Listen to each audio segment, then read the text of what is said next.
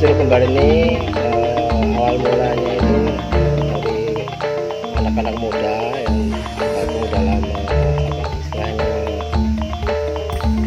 pembentukan Pok Darwis sekitar tahun 2013.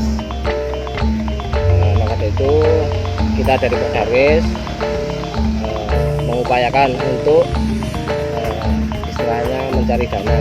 Waktu itu ke Dinas Pariwisata, berhubung Dinas Pariwisata itu nggak ada untuk dana pembangunan, kita berinisiatif untuk anak-anak muda ini mengembangkan dari kerjasama antara pemuda dan Pok Darwis secara bergotong royong. Pada awal itu terkendala dengan untuk membantu masalah dana, terus sempat vakum untuk beberapa tahun yang lalu. Saat ini bisa terrealisasi untuk pengajuan dana dari Dinas Pariwisata.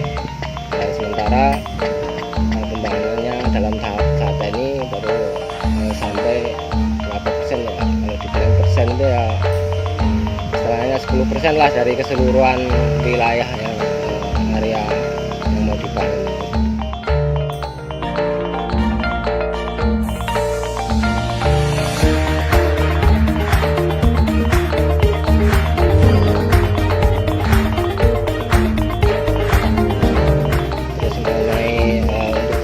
Itu ya kita belum bisa memastikan, tapi kalau untuk secara umum yang mau mengunjungi bisa datang, bisa dipungut biaya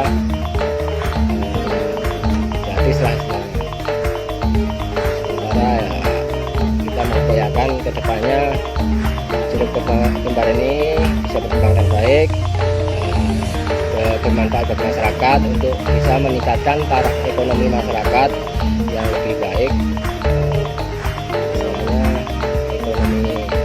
Tentang rencana kedepannya itu untuk kuliner wisata kuliner.